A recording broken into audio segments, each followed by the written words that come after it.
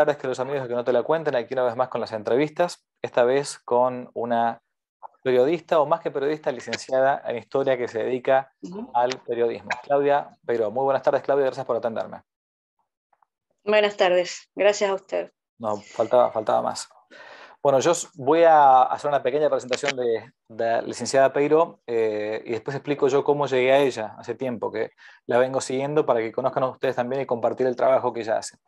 Ella es argentina, es chaqueña, o sea, está al norte de nuestro país, es licenciada en Historia por la Universidad de Buenos Aires y trabaja en el periodismo hace ya prácticamente 30 años, de la década del 90.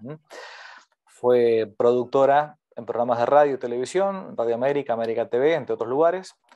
A su vez también redactora en la revista La Primera y Ámbito Financiero. Yo la conocí a partir de los artículos que ella publica ahí, donde desde el año 2010 trabaja en ese diario y colaborando ocasionalmente con una revista francesa de historia. En Infobae, desde el 2010 en Infobae. Exacto, en Infobae. Ámbito Francés. Sí. Claro, Infobae, perdón, exactamente, Infobae. Sí, a su vez, Premio Santa Clara de Asís 2014, por las dudas, el que no conoce, es un premio que se otorga acá en este país, en Argentina.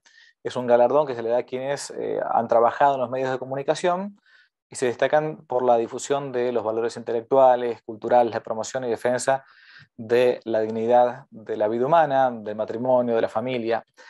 No es católica, es protestante, de confesión protestante, hija de un pastor evangélico.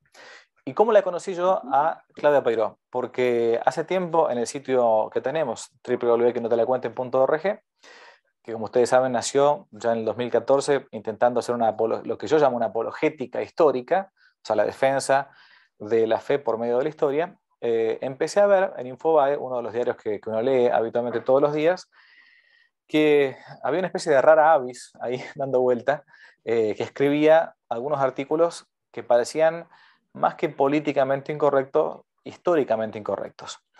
Y así fue que llegué entonces a licenciada Peiró. Bueno, y la primera pregunta muy sencilla es, esto no es una periodista que escribe sobre temas de historia, ¿no? Sino que es una historiadora que hace periodismo. ¿Cómo puede ser que una historiadora se dedique al periodismo? ¿Son compatibles las cosas, no? ¿Cómo empezó la vocación? Bueno, en realidad yo estaba estudiando historia cuando, digamos, por casualidad, porque necesitaba trabajo, fui a parar a una radio, a hacer producción de radio, que es en general por donde se empieza en el periodismo, ¿no? Porque es algo relativamente sencillo. Y bueno, fue un poco el destino que me llevó ahí, porque a mí siempre me gustó escribir, pero no es que nunca me planteé ser periodista. Y bueno, fue sucediendo hasta que finalmente, por suerte, encontré un espacio donde escribir, que me gusta mucho más que todos los otros oficios que hay ligados al periodismo. Y bueno, con el tiempo descubrí, porque más de una vez, es decir, un poco yo estudié historia porque me gustaba la historia, pero no es que tenía tanta, como decir, claro a qué me iba a dedicar después. Entonces, en cierta forma, la vida me fue llevando y encontré un hueco que es la divulgación, lo que yo llamo la divulgación histórica, o sea, escribir para un público general, ¿no? Que me parece algo sumamente interesante porque a todo el mundo le interesa, yo veo que se lee muchísimo todo lo que es historia, y pasa muchas veces que en la academia, o sea, los que hacen investigación y demás, tienen dificultad para escribir de una manera atractiva.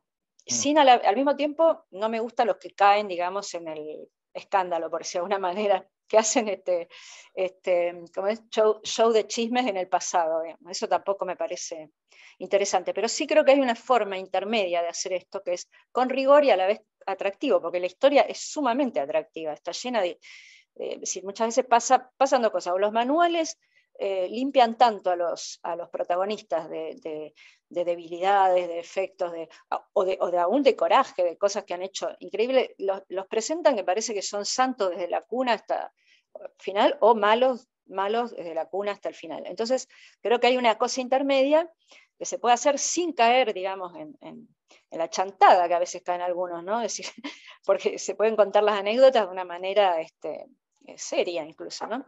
Entonces todo eso me pareció atractivo y afortunadamente en Infobae encontré un espacio para hacerlo de una manera, bueno, atractiva. Y creo que a la gente eso realmente le gusta mucho. Así que finalmente, digamos, en los últimos 10 años sobre todo, pude combinar, digamos, mi formación con el oficio que hago, porque en realidad yo no estudié periodismo.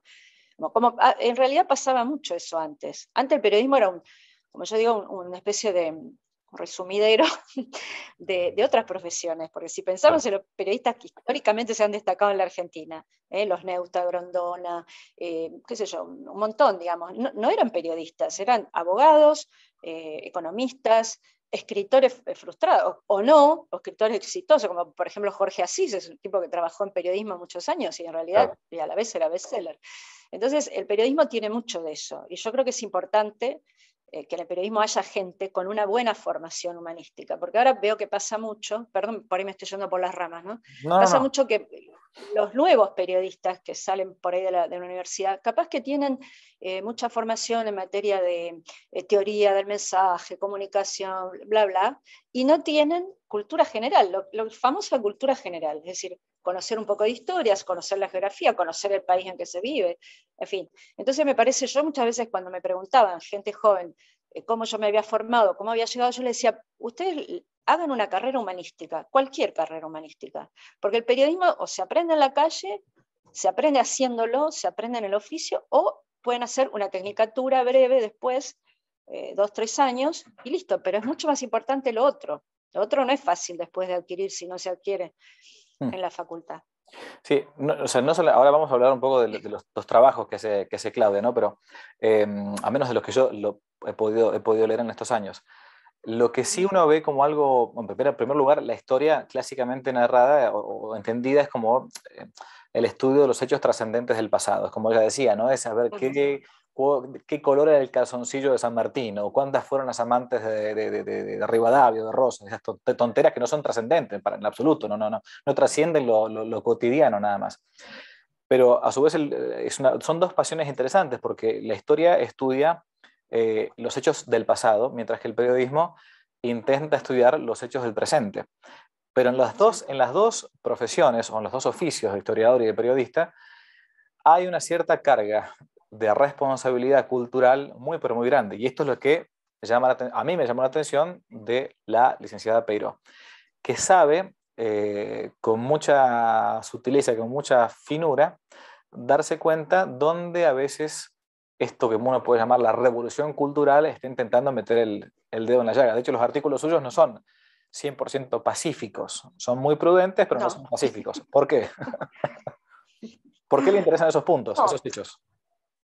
Claro, yo creo que en este momento estamos viviendo una especie de guerra cultural. Creo que hay esta famosa desconstrucción, esta Mm. cosa que pusieron de moda algunos filósofos franceses sobre todo, pero que está haciendo furor sobre todo en las universidades norteamericanas, esa idea de que todo el pasado, parece que todo el pasado y todo el fundamento de nuestras naciones y de la civilización occidental y cristiana esencialmente, o judeo-cristiana si se quiere, hay que revisarlo todo, ¿no? Hay que dar vuelta a todo, pero todo estuvo mal, digamos.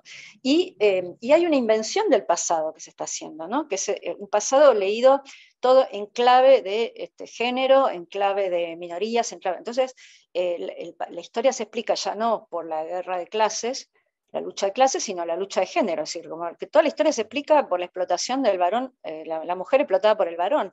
Entonces se afirman cosas que son absolutamente falsas. Por ejemplo, una es la invisibilización de la mujer en la historia. Entonces, ¿cómo decir?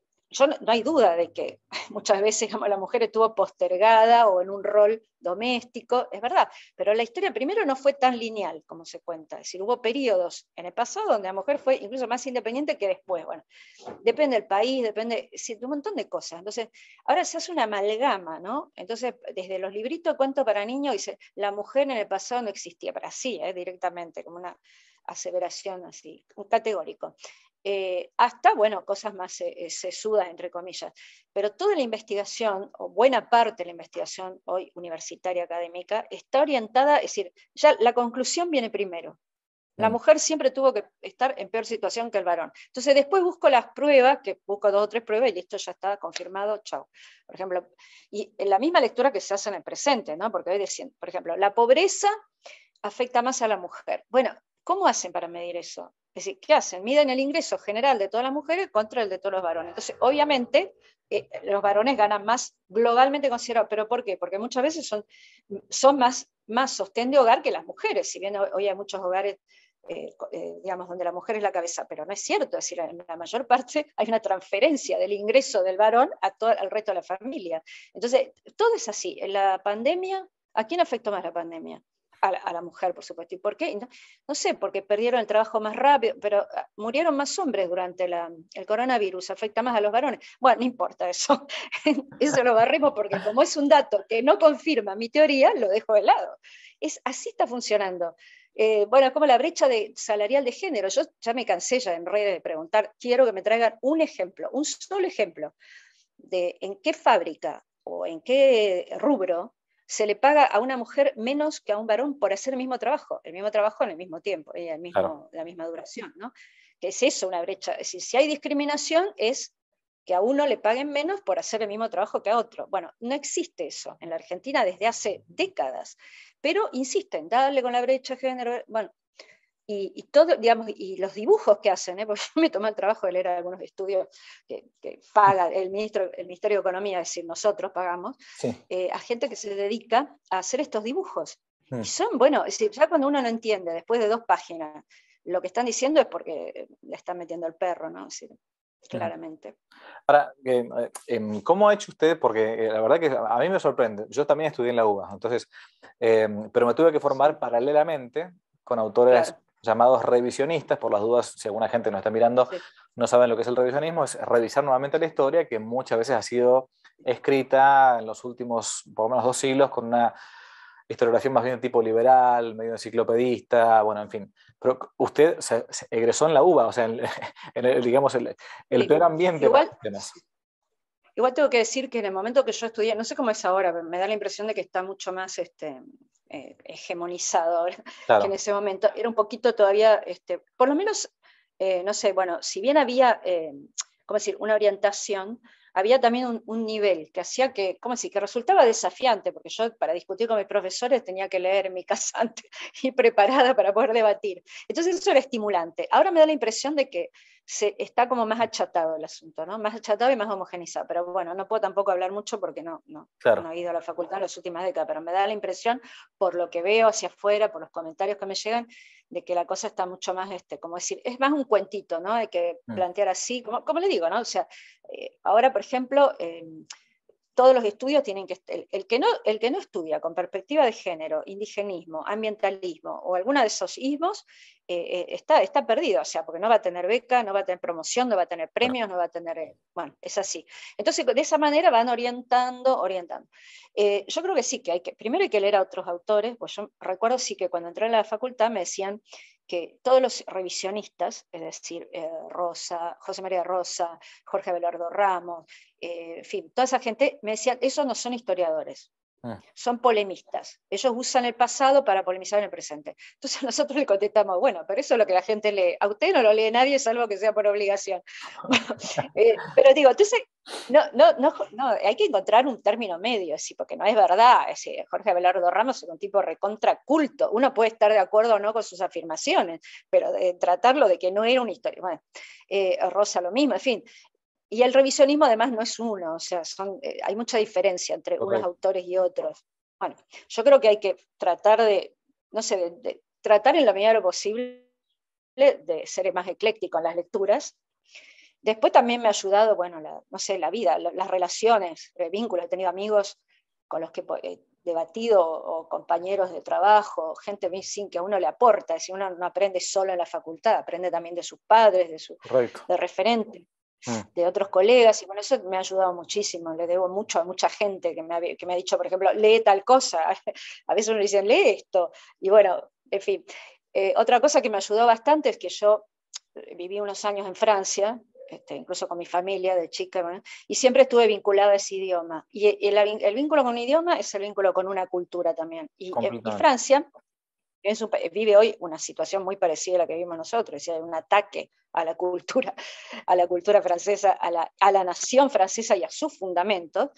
Este, eh, pero ahí hay un debate un poco más rico, ¿no? Entonces yo sigo siempre los medios franceses, revistas, libros, en fin, sigo a los autores. Los historiadores franceses no tienen ese efecto que yo veo acá, que es que tenés lo de escribir que llega a la gente. Entonces, eso también me ayudó bastante, ese vínculo con esa cultura, ¿no? Que bueno, es muy rica, tiene autores muy atractivos, ¿no? Desde ya, claro que No sí. sé si ha leído, por ejemplo, Los Reyes Malditos, no sé si lo leyó, No, no lo es leí. una saga, Mm. es una saga que parte del momento en que son 7 libros, es historia, pero recreada, digamos, sobre cuando Felipe el Hermoso de Francia, condena a los templarios y cierra la orden de los templarios, y entonces el jefe templario desde la hoguera le dice, antes que termine el año te voy a ver en el infierno, a vos y al Papa con el que se había roscado Felipe para Sí, expropiar las tierras. Y efectivamente sucede. Bueno, entonces a partir de esa historia, que Felipe el Hermoso muere ese mismo año y el Papa también, que no me acuerdo si era Clemente, pero no me acuerdo si era, no quiero decirlo así. Entonces, a partir de esa historia, Maurice Druon, que es un autor francés ya fallecido, lamentablemente, escribe una saga sobre lo que pasó, digamos, a partir de ahí, con toda la descendencia de Felipe. Bueno, es un libro pero es directamente de lo mejor que leí. Es un thriller, es un romance, es un drama, todo junto. Y yo siempre le hacía una trampa a mis amigos, que él le regalaba el primer tomo. O el que lee el primero no puede parar hasta que llega al séptimo. Entonces me decían, ah, qué graciosa, porque claro, después hay que leer los demás. Entonces terminaba comprando los 7 tomos de la saga. Pero bueno, quiero decir que hay muchas posibilidades de llegar a la historia por vías más atractivas que un manual, ¿no? O sea, correcto. Usted no hace mucho dictó en la Universidad SEMA, si no me equivoco, una clase con un título sí, que la verdad que es interesantísimo como título y a su vez como contenido. Se llamaba así, sí, La corrección política amenaza la libertad de investigación histórica. ¿Qué es esto claro. de cómo Sí. puede influir la corrección política? Bueno, es lo que yo comentaba antes, es Sí. decir, ¿cómo es esto? Acá no hay una censura directa, pero ¿cómo Mm, se van instalando los temas? ¿Cómo se instala una agenda? Bueno, por ejemplo, yo reviso cada tanto, ¿no? Por ejemplo, los premios literarios, los mm, premios periodísticos. Bueno, todo lo que se premia hoy es o los autores que escriben con perspectiva de género, las historias sobre mujeres, las historias sobre minorías, bueno, entonces se va orientando de esa manera la investigación, se va orientando los temas. Entonces pues dicen, no, estos son los temas que interesan, no, son los temas que se van imponiendo, mm, el tema los va imponiendo, porque, como decir, el que se sale de eso, por ahí no es que lo van a censurar, pero por ejemplo que no le publiquen, que no lo premien, que no lo claro. distingan, que no. Entonces, de esa manera se va instalando una especie de uniformidad, y el tema que yo veo es que hay una tensión también en el debate. Por ejemplo, cuando yo digo, por ejemplo, una vez publiqué una nota donde puse la Argentina es un país sin patriarcado. Ah, bueno. Es decir, no vinieron a debatir, a rebatir lo que yo dije, me insultaron directamente, o sea, pasan al insulto, ¿no? Qué barbaridad, ¿cómo decir esto? Es escandaloso, claro, porque, bueno, digamos, insultos a mí, al medio en el que trabajo, no hubo una sola persona que me dé un argumento. Es decir, y yo les digo, bueno, lo repito todos los años, cuando viene el día de la Mujer, y yo, porque se repiten las mismas mentiras cada año, entonces yo digo, bueno, tráiganme la norma, un ejemplo de una norma, una ley, una disposición, un reglamento que postergue a la mujer respecto del varón en la Argentina. No Claro. existe. Por lo último que quedaba, que era la filiación, es decir, la obligación de inscribir al hijo con el apellido del padre delante, no existe más eso. Es decir, eso se reformó el Código Civil y no quedó nada de todo eso. Entonces, no existe ninguna norma. Y, por ejemplo, para poner un ejemplo del ridículo en que caen a veces, la otra vez veo una nota en el diario que decía que la Argentina, en materia laboral, la Argentina es el país en derechos de la mujer es más atrasado. Yo dije, no, es algo que, ¿cómo decir? En América Latina, perdón. Sí, Estaba entre los 2 o 3 más atrasados. Entonces, es algo que no necesita demostración, saber que es falso. Cualquier persona, digamos, que lee los diarios, que conoce un poquito América Latina, que conoce la Argentina, sabe que no es verdad eso. Pero dije, a ver cómo explican esto. Ah, lo peor era que había un centro que se dedica, digamos, a supuestamente corroborar estas mm, cosas, que decía, es verdad, es cierto. Entonces, ¿por qué? Porque van a la ley laboral y ¿qué dice la ley? El argumento era que hay sectores de actividad y cosas que la mujer no puede hacer. Entonces, ¿cuáles eran esas cosas? Voy a explicar.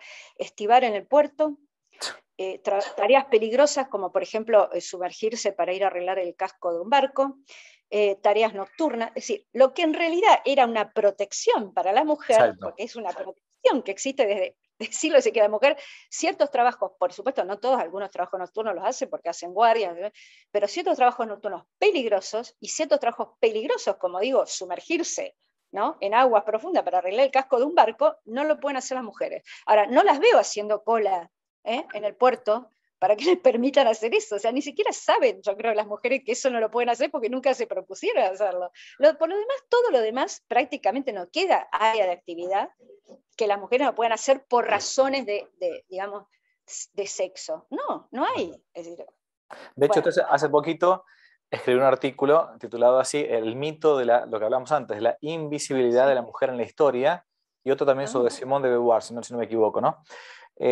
claro. ¿Por qué cree que esta ola feminista hoy por hoy se eleva con tanta fuerza desde el presente hacia el pasado? O sea, porque, a ver, hablando de autores franceses, ¿no? Yo soy un amante de una gran medievalista francesa que fue Régine Pernoud, es una mujer genial, una gran medievalista del siglo XX, reconocida por todos los medievalistas, a pesar de que ella era católica, pero bueno, se dedicaba al tema y sobre todo se dedicó al tema de la mujer bueno, tiene varios libros hermosos. Y ella intentó atacar ya desde la década del 60 en adelante todo este movimiento femibolche, que le llamo yo, en la historia. Pero ¿por qué cree usted que se han metido tanto con el tema del feminismo en la historia? O la corriente feminista hoy por hoy. Sí, bueno, no sé, hay cosas que me resultan inentendibles, porque hay cierta, ¿cómo decir? Sobre todo me resulta inentendible la falta de sentido común, ¿no? Porque hay cosas que afirman que no resisten un análisis desde el sentido común nada más.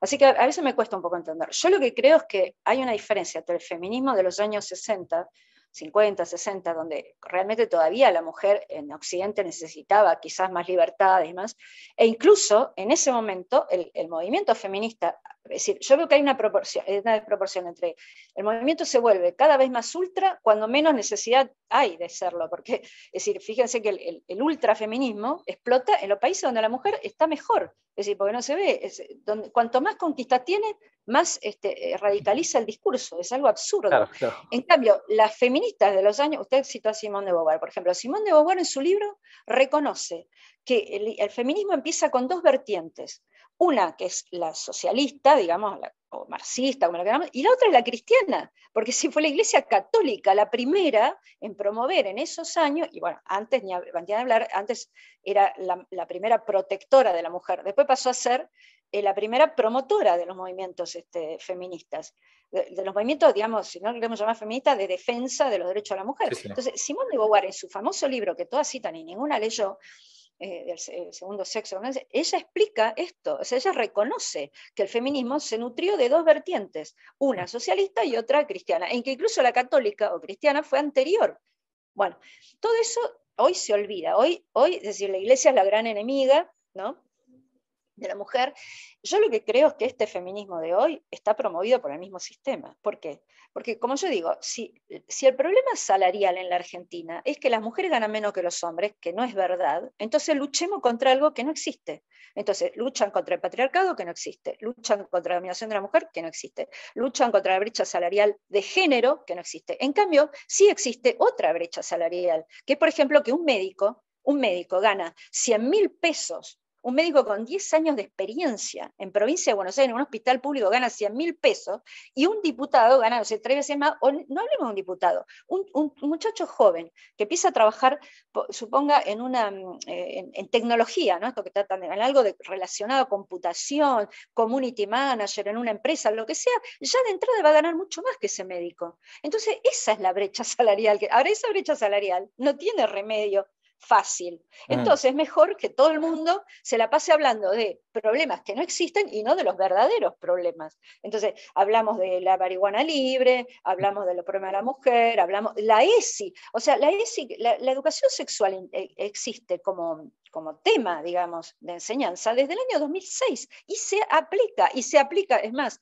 porque dice, no, pero hay resistencia en la escuela, le digo, no, es al revés, le digo, donde más resistencia puede haber es en las públicas, porque en las escuelas confesionales hay cierto acuerdo en torno a los ideales que se defienden, ¿no? Entonces se pone mucho más rápido de acuerdo, padres, maestros, autoridades, y se dictan los contenidos. ¿Qué pasa en la pública? En la pública viene el chiflado, que por poco, perdón lo que voy a decir, no, pero más que es si le quieren enseñar a los chicos a hacer el amor, explicarle Claro, cómo se hace, sí, cosa que no se aprende en la escuela, ni se debe aprender en la escuela, es un tema íntimo de cada uno. sí. Bueno, eso es lo que, entonces pasa, viene el delirante que dice eso, el padre que dice, no, mi hijo no quiero, entonces empiezan los debates, la discusión, y no se pueden poner de acuerdo. Entonces es más difícil de aplicar la ESI en la pública que en la privada. Bueno, pero la realidad es que se aplica, pero les agarró una especie de berretín donde por poco el chico tiene que salir sexólogo del secundario.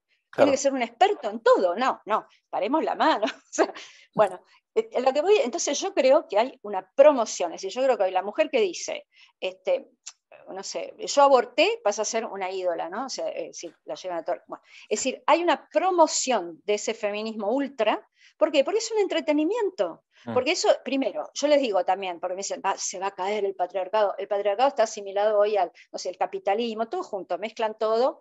Entonces yo les digo, bueno, pero ¿en qué les joroba al patriarcado lo que ustedes están haciendo? Pues no veo que el sistema esté preocupado. Al revés, digo, la censura cae sobre los otros, cae sobre el que está a favor de la vida, cae sobre casos como el mío, bueno, ni hablar de cómo me matan.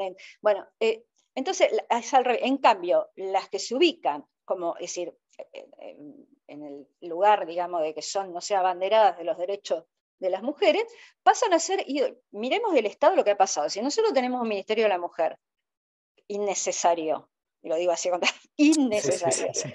Además tenemos secretarías o direcciones en cada uno de los ministerios, en las empresas públicas, en AISA, en el PAMI, o sea, estamos, es una locura total. La otra vez veía, por ejemplo, se creó hasta en la OMC, o sea, la Organización Mundial de Comercio, Sí. tiene un departamento para la mujer. Entonces yo digo, ¿para qué? ¿Qué es lo que hacen? Porque la mujer en la aduana, cuando va a hacer trámites, es discriminada, la mujer la demora más los trámites. O sea, ya llegamos a un nivel, por eso yo digo que se perdió el sentido común. Totalmente. Y por otro lado, esto también pasa que los partidos progresistas han defeccionado eso. O sea, ellos, digamos, como ya el socialismo vieron que no era posible, la lucha, ¿no es cierto?, la dictadura del proletariado resultó un desastre. Entonces ahora se han convertido en abanderados de las minorías. Entonces, por ejemplo, yo me acuerdo cuando el Papa inicialmente dijo que no quería cristianos obsesionados, ¿no es cierto?, con los pecados sexuales, que yo lo entiendo eso, porque los pecados graves, como decía, no sé quién, si lo decía, no me acuerdo quién lo decía, los pecados graves son de la cintura para arriba, es decir, ¿no? El egoísmo, la crueldad, bueno, las cosas que uno hace con la cabeza, ¿no? Sí, sí, sí. Bueno, yo Totalmente. entiendo eso, pero entonces a la vez, en la contrapartida de eso, es que hay una izquierda que está obsesionada con esa agenda, porque lo único que le interesa es el aborto, no sé, no le interesa otra cosa. ¿Qué bandera tiene hoy la izquierda en este país? Porque después dice, sí, también el salario. No, pero lo único que les interesa es el pañuelo verde, no tienen otra agenda. Entonces se han convertido han encarnado, digamos, han defeccionado de defender los intereses de los más humildes. Por ejemplo, hay un tema clave, por ejemplo, la seguridad. ¿La seguridad es un reclamo de ricos? No, el que más sufre la inseguridad es el obrero que va a trabajar, que todos los días, le guste o no, tiene que salir a la madrugada, de noche, de su casa, para ir a tomar el tren, y lo matan para robarle la zapatilla, la bicicleta, lo que sea, o el poco sueldo miserable que cobró. Bueno, esa gente, la izquierda, no se ocupa. ¿La izquierda de quién se ocupa? La izquierda y parte del progresismo y el oficialismo actual. ¿De quién se ocupan? Del delincuente, del tema, bueno, como digo, de reivindicar el aborto, todo ese tipo de cosas, o sea, de la verdadera agenda de los pobres o de la gente más humilde, del sacrificado, de eso no se ocupan. Entonces, para el sistema, toda esta corriente no es inocua, al revés, le dan toda la manija necesaria. No, sí, ¿dónde se vio que el sistema, los poderosos, como dicen ellos, estén en contra del feminismo? Al contrario, miremos la publicidad, por ejemplo, ¿cómo venden hoy las empresas? Toda con el coso, ¿no? Todo con esa onda, la mujer empoderada, bueno, se ha convertido hasta, diría yo, en un objeto de consumo el feminismo. Totalmente. Claudia, usted se ha dedicado también al tema, como siempre, los temas que ha tocado son más bien polémicos, al tema de la conquista de América, la evangelización de América, ¿no? Sí.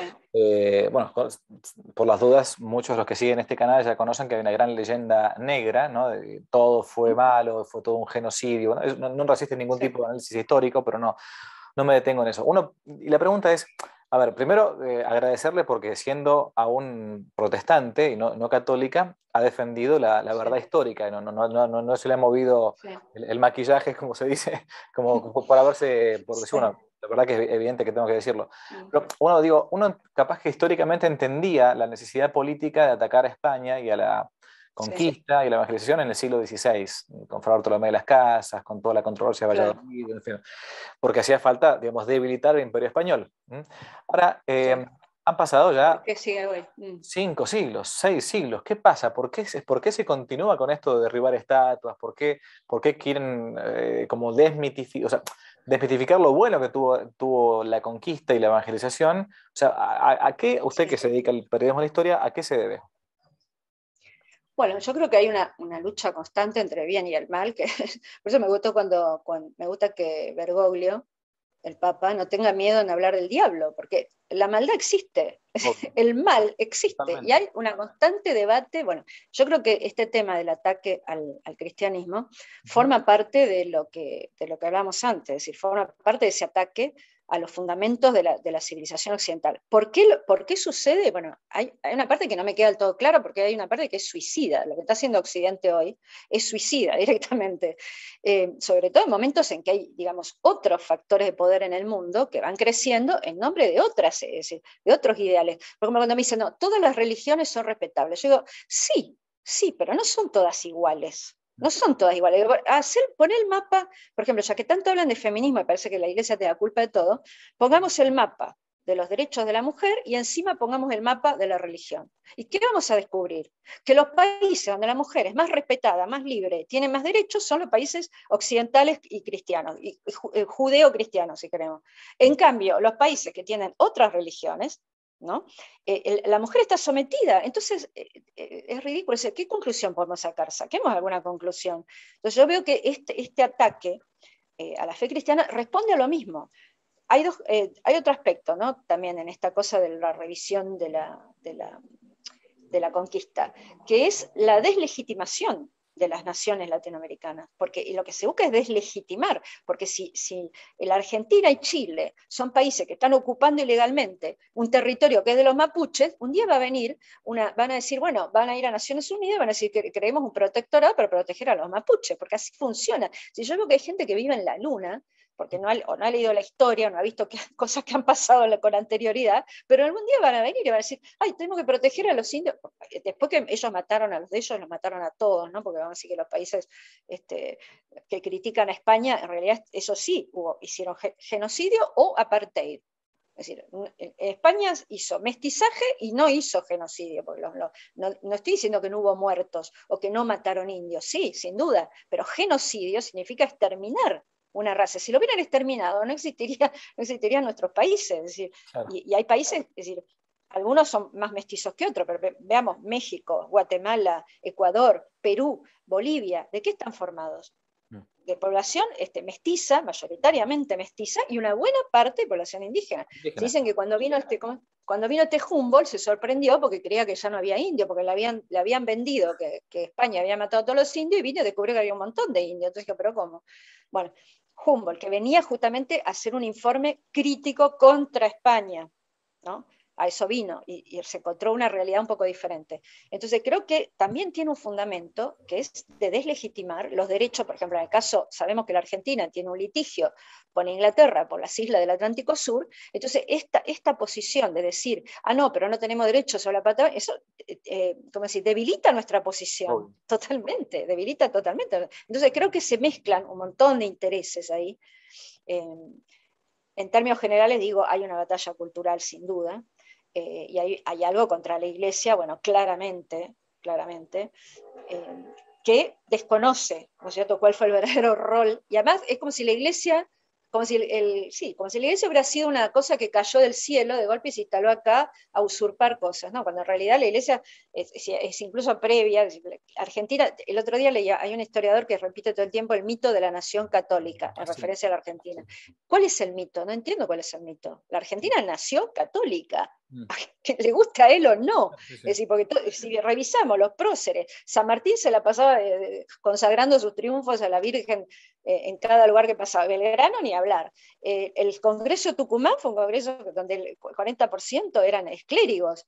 Es decir, el rol que tuvo la iglesia fue, es decir, no fue todo parejo, porque la iglesia también tiene sus corrientes diferentes y Claro. hay de todo en la viña del Señor, como se dice, pero la iglesia formó parte de la historia de este país, no es que llegó y se instaló y se incrustó.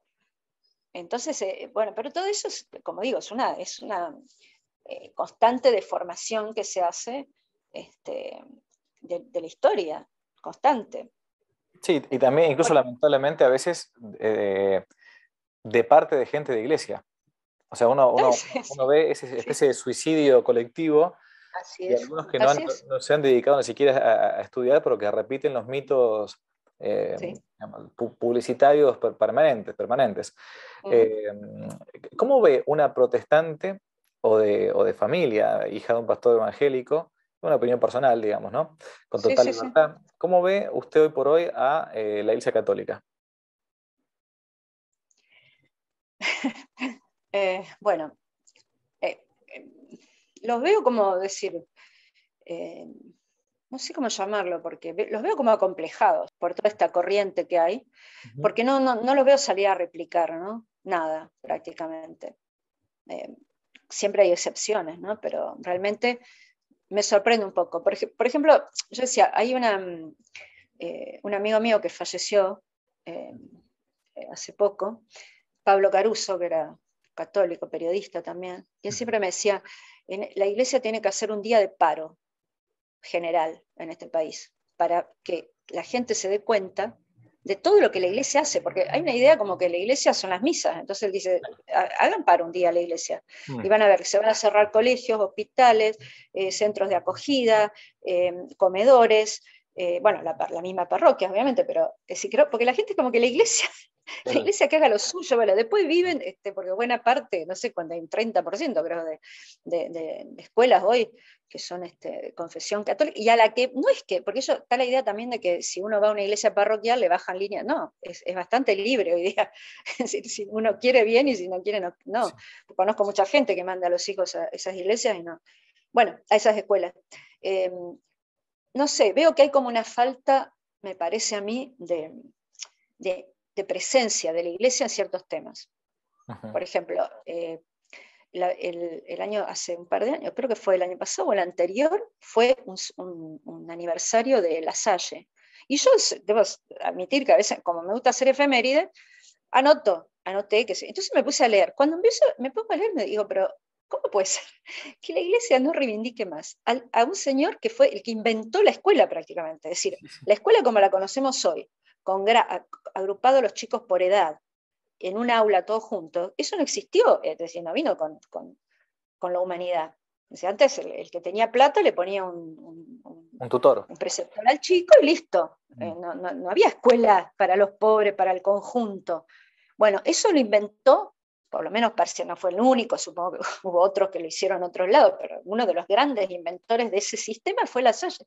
Entonces yo digo, bueno, yo hice una nota y dije, bueno, esperaba, yo hubiera dedicado, no sé, hubiera hecho, no sé, un concierto en el Colón, hubiera hecho una conferencia, por ejemplo, no sé, hubiera hecho un seminario que durara varios días hablando de esto. Y no Mm. vi nada, o sea, nada. Es decir, y eso me parece un error, digamos, me parece un error porque es como que, desde el otro lado acusan a la iglesia de ciertas cosas y la iglesia se va como replegando en eso Mm. y como casi dándoles la razón. Entonces, con algunas excepciones, como el caso del padre Pepe, que hace todo eso, no sé, de la educación, la formación, sale a contestar, replica las cosas, y después el resto, no. Bueno, entonces, no sé, me parece, si yo, ¿cómo decir? Pudiera desearía, no sé, 500 campañas de temas distintos, sin necesariamente, ¿cómo decir?, hacerlos de un punto de vista religioso estrictamente hablando, pero hay un montón de cosas que la iglesia debería defender, promover, recordar de su rol en la historia, en la sociedad, y no se hace. No sé. Sí, es una especie de complejo, ¿no? De, De hecho, hace algunos años un español había escrito un libro titulado así, Manual para católicos sin complejos, ¿no? Como que uno dice, Claro, bueno, como que tenía un poco de vergüenza. La voy llevando ya sí. hacia el final, no quiero cansarla. Hay algunos temas súper urticantes para los que nos están mirando y no son argentinos. Hay ciertos temas en nuestro país que son difíciles de abordar. Por ejemplo, la década del 70, ¿no? Ujú. Cuando fue el problema de la guerrilla y a su vez de los militares, en el que se quiso tomar el poder, un gobierno democrático, impartió una orden, bueno, Sí. fue todo lo que fueron los 70 en Argentina. Pero usted no le ha dejado de meter el hocico también a ese tema. Ese tema, el tema de la tablada, por ejemplo, que cuando uno le pregunta a una persona qué fue el copamiento de la tablada, algunos no entienden nada y confunden la tablada con Zaineldin, con los carapintadas, Sí, sí. aún gente que vivió la época, o sea, eso es algo impresionante. ¿No trajo esto algunos problemas cuando usted tuvo que abordarlos por medio de un artículo o de un escrito? O sea, ¿es siempre fácil escribir sobre estos temas o no? Eh, no, no, no es fácil. Yo creo que es imprescindible, de todas formas. Creo que es necesario, porque en los últimos años se instaló, digamos, una versión de lo que pasó, Ujú. bastante ingenua, digamos. No, ingenua en el sentido de cómo se cuenta, no ingenua en el sentido de la intención. Claro. Este, digamos, mentirosa. Mm. Si se dice memoria, verdad y justicia, y no hay ninguna de las tres cosas claramente, porque todo se volcó para un lado, digamos, ¿no? Y se exime de responsabilidad a los jefes de la guerrilla en particular. Yo lo que creo es que no creo que sea equivalente, ¿no? La responsabilidad, desde Ujú. ya, porque los que ocuparon el Estado ilegalmente y desataron una represión ilegal, obviamente tienen una responsabilidad mayor que los insurgentes, pero eso no quiere decir que los que desafiaron el orden constitucional y se enfrentaron con armas a un gobierno legal Mm. deban estar eximidos de culpa, por lo menos de culpa política, porque hoy hasta se los empieza a reivindicar, es decir, ya pasamos de la exculpación ahora a la reivindicación. Entonces me parece que es un tema difícil de abordar, pero es necesario hacerlo. Y por otro lado, yo creo que de una vez por todas se tiene que cerrar políticamente ese tema. No puede ser que somos uno de los pocos países, porque no ha pasado ni, aún en países que han sufrido, pero muchísimo más que nosotros, porque es enorme decir que acá mataron miles de personas, pero hubo países donde fue muchísimo peor. Y han logrado pensemos incluso los países europeos después de la guerra. O sea, al poco tiempo estaban pacificados, reconciliados, incluso había, por ejemplo, yo recuerdo que una de las primeras cosas que hizo De Gaulle, cuando fue presidente de Francia en la posguerra, fue promover becas para que los chicos franceses de secundario vayan a estudiar a Alemania. ¿Para qué? Para que conozcan a los alemanes, porque si no, había ese mito de que todos los alemanes eran unos Monstruos, sí. desgraciados y todos nazis. Mm. Entonces él promovió un intercambio a nivel ya de secundario, Mm. para que vayan, bueno, eh, entonces digo, ese ejemplo, nosotros tomamos, no sé qué ejemplo tomamos, sinceramente no sé, el ejemplo de mantener las heridas abiertas de por vida. ¿No? Bueno, y por otro lado veo que hay como una gran intransigencia que hace, por ejemplo, el otro día publicamos en Infobae una entrevista de Virginia Bonara, una abuela de Plaza Mayor que busca todavía a su nieto. ¿Qué pasa? Las abuelas, por ejemplo, están en contra de proponer, por ejemplo, la reducción de pena a cambio de información. Y esto es algo que proponen incluso gente que fue víctima del proceso. Dice, ¿por qué no buscamos? Porque, ¿cuál es el objetivo principal? ¿Recuperar a los nietos o estar No, permanentemente el objetivo es agitando? es la propaganda. Entonces, bueno, entonces llega un momento que uno duda ya del interés por ejemplo, además, un caso, por ejemplo, conflictivo, que fue incluso el del hijo el del nieto de Carlotto, Claro. el muchacho tuvo muchas dudas de presentarse o no, porque sabía que al presentarse incriminaba a las personas que lo criaron. Mm. Que no digo que no tengan alguna responsabilidad, pero no todos los padres adoptivos de esos chicos robados tuvieron la misma responsabilidad, Obvio. porque algunos eran militares directamente y sabían perfectamente el origen de esos chicos, otros por ahí no lo sabían, pero le aplican la misma regla a todos. O sea, todos los procesan igual. Entonces, ¿por qué una persona que tiene sospecha o algo se va a sentir libre de ir a informar si sabe que eso va a implicar, a jorobar a personas por las que siente afecto? A lo mejor después lo deja de sentir, pero es un proceso que lleva tiempo, no sé. Entonces, esa intransigencia, ¿no? Termina jugando en contra del objetivo que tienen. que supuestamente tienen, que yo creo que muchas sí son, pero caen en un nivel de intransigencia que, bueno, ya no hay espacio, porque el que se arrepiente y cuenta algo le caen por encima, lo procesan de nuevo por los juicios, por las cosas que confiesa. Entonces, ¿cuál es la gracia? No van a averiguar nunca nada. Es decir, que no, en vez de, por ejemplo, como pasó en Sudáfrica, ¿no? Donde había esas comisiones donde iban y contaban todos los horrores que habían hecho, pero con un fin de reconciliación. Acá no queremos, o sea, acá queremos mantener la herida abierta a como dé lugar. Y entonces hay dogmas que no se pueden tocar, cosas que no se pueden debatir. Bueno, y por otro lado, es una intransigencia rara, porque yo a raíz de este tema de Maradona, en Cuba, digo, ya hace no sé cuánto tiempo que digo, pero ¿usted no les cae todavía la ficha de que Fidel fue un cómplice de Videla? Apoyaba la dictadura cubana, apoyaba la dictadura argentina activamente. Después refugiaban a los tipos ahí, los tenían en La Habana para que jueguen a ser guerrilleros, pero en la práctica, no, es decir, se llevaban de maravilla, se defendían en la ONU mutuamente. O sea, los representantes de la Junta Argentina votaban en defensa de Cuba y Cuba en defensa de la Argentina, de Videla. Y van los presidentes, fue Cristina cuando era presidente, va Bonafini, van todas y se abrazan con un tipo que fue. Entonces es una intransigencia rara, hay que reconocer, porque después la señora Bonafini lo trata de genocida a cualquiera. Bueno, sí. Todos son genocidas para ella. Y Fidel es un santo, un compañero de sus hijos, no sé qué. Bueno, es todo muy delirante, por decirlo de algún modo. Y por lo tanto injusto, porque no se le aplica la misma vara a todo el mundo, ¿no?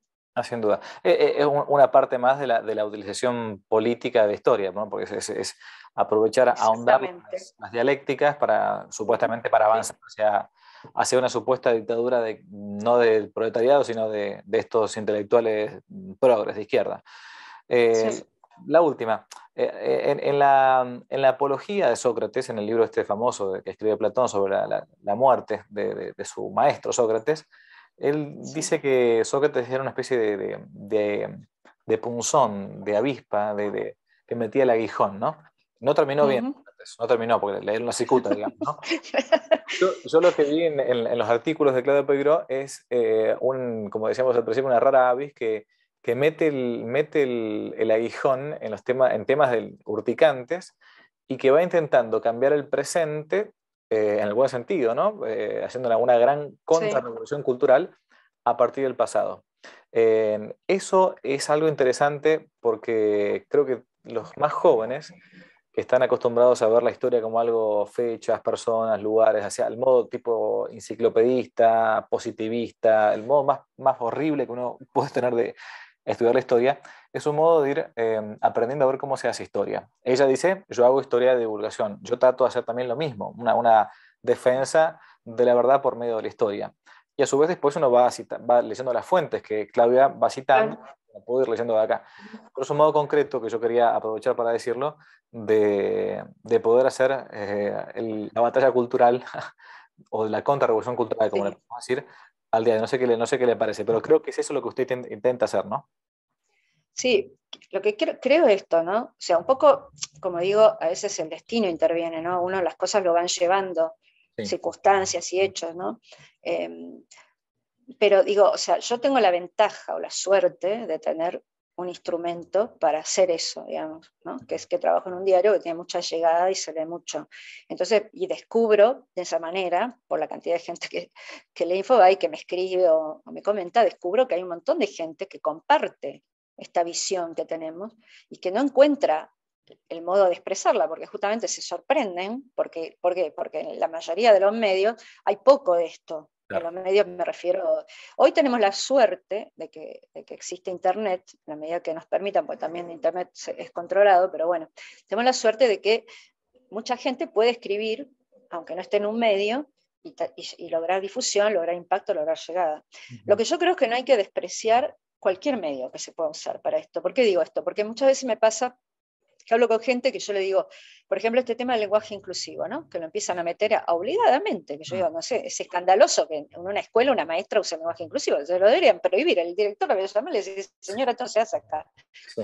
Deje, si los chicos en la calle quieren hablar así, bueno, fenómeno. Y si algún día la academia decide, la Real Academia Española, porque ya todo el mundo habla así, fenómeno. Pero ellos dicen, el idioma cambia, sí, pero cambia con el tiempo y democráticamente, ¿no? Que vos me impongas. Bueno, entonces yo, por ejemplo, hago desde lo más chiquito hasta lo más grande, ¿sí? Porque a mí me mandan un mail, un correo, la otra vez era un correo de una agencia de publicidad o esas relaciones públicas. Yo he escrito con la X, la arroba, entonces yo le contesto, ni le hablo del tema que me plantean, le digo, discúlpenme, pero la arroba no es una letra y la X no es una vocal. Cuando me quiera escribir, escríbame en castellano. Listo. No sé, pero digo, si todos hacemos eso, es decir, a eso voy. El otro día una amiga mía que es profesora que da idioma extranjero, me cuenta que una alumna le dice, ¿y cómo se hace en francés para hablar inclusivo? Entonces ella le dijo, no, es muy difícil. Dijo, y además acá yo estoy enseñando idioma, no estoy haciendo política, punto, se acabó el problema. Pero digo, si uno no reacciona, Claro. cada uno de nosotros podemos en el lugar donde estamos reaccionar de alguna forma. Yo no digo que nos pasemos el día peleando, porque No, entiendo.